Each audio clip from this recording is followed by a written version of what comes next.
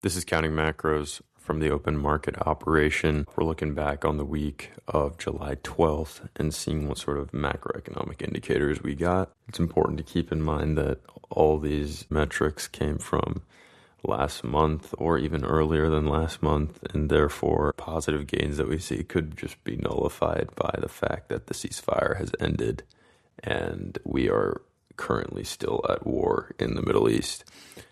Starting on Monday, we got the monthly treasury balance, which was at negative 120 billion. This is nothing really new. It's just a sort of continuation of the deficit spending that we're experiencing at the moment. We did see increased revenues that came from higher individual incomes and therefore payroll taxes, and also larger customs duties. Also, there was increased spending, and that was just generally driven by higher entitlement spending and larger interest payments on national debt, which I think will continue to be a trend that we see as we are in this extended period of inflation above target. On Tuesday, we got the NFIB Small Business Optimism Index. It was read at 97.4, generally showed sort of optimism for the future of business conditions.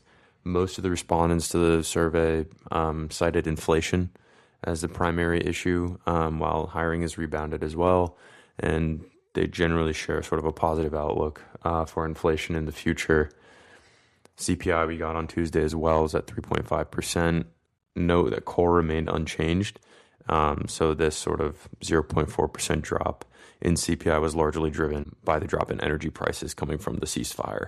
It was around 5.7% drop in energy prices, and I believe also a 12% decrease in retail gas prices. What this tells us is that ending the war in Iran might reduce your total inflation, but core inflation, which a lot of economists use as sort of a forecast for future inflation, might be sticky and might not just go away with the ending of that war. I read something interesting from Citadel Global Macro Strategy where they talked about hysteresis in modeling our current economy instead of using sort of a linear model. And briefly, I can explain what that is, but also link that article in the description of this episode. When you model the economy using this hysteresis hypothesis, that means that when you remove the sort of shock, being the Iran war in the situation, the economy doesn't just revert back to where it was before the shock. The impacts of the shock are sort of embedded, and it's not just a one-to-one, like the shock happens, you remove the shock, then you go back. So the persistent elevated inflation, especially in core inflation that we're seeing, could continue regardless of the end of the Iran war. And I encourage you guys to sort of read that for yourself. On Wednesday, we got the Empire State Manufacturing Survey, which was at a 15.6. This showed a general sort of increase in business activity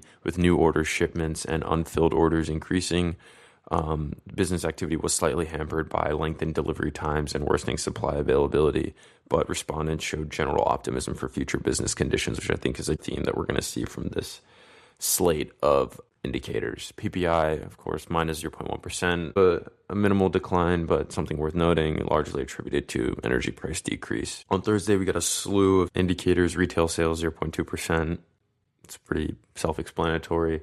The Philadelphia Fed Business Outlook Survey was at a 41.4. No, anything above zero shows sort of general net positive outlook. It reported current increases broadly in business activity and also expectations for increase in general business activity in the future. Weekly jobless claims at 208,000. Note this is about 7,000 lower than last week, so continuing to see a cooling in the labor market, still sort of in that low higher mode. We got the NAHB Housing Market Index, dropped for 2 points. I'll just read a direct quote from the report. 37% of builders cut prices in July, up from 35% in June and 32% in May. Average price reduction was 6% in July, same rate as the previous month. The use of sales incentives was 63% in July, up slightly from 62% in June, marking the 16th consecutive month this share has reached 60% or higher. So potentially housing market cooling. However, we looked immediately at the next indicator, pending home sales month over month. This was at negative 5.4%. Dr. Lawrence Yun, who's an economist there, who we heard from last week, he says, and this is another quote, the highest mortgage rates in nearly a year and a record high in national median home price together are contributing to a tepid housing market, especially difficult for first-time home buyers. So nothing really new on the housing market front. On Friday, we got another slew of data releases. Housing starts 1.4 million, import prices up 0.3%, industrial production up 0.1%, capacity utilization 76.1%, Something I wanted to focus on from Friday was the University of Michigan Preliminary Consumer Survey.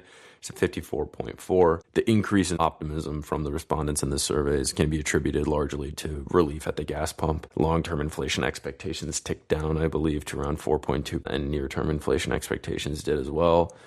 Looking back at the week, right now we're seeing mild increases in business activity, etc. With optimism for the future, it's important to keep in mind again that this data and these surveys were sort of collected at a time where the ceasefire was largely still in effect. So now the fact that we are back at war with Iran means that essentially the biggest reliefs from this week are nullified, largely being energy prices. But again, going back to the core inflation reading, which remained unchanged in spite of the ceasefire, generally just shows that core inflation and underlying inflation might be stickier than we think, and just getting out of the war is not going to solve this elevated, persistent inflation problem, which is something for sort of monetary policymakers to think about and something for us watching along to keep in mind as well, that just because the war in Iran ends does not mean that we might not see rate hikes in the future and general sort of persistence in the increasing prices that we're seeing. This week, we did also get the monetary policy report and the Fed Beige Book, as well as a bunch of Fed governor speeches. Commentary and summaries of those Fed governor speeches are on the Open Market Operation website, as well as an interesting story regarding America's farm economy in the district for the San Francisco Federal Reserve. So check that out if you're interested. But that's all for this week. Be on the lookout for more.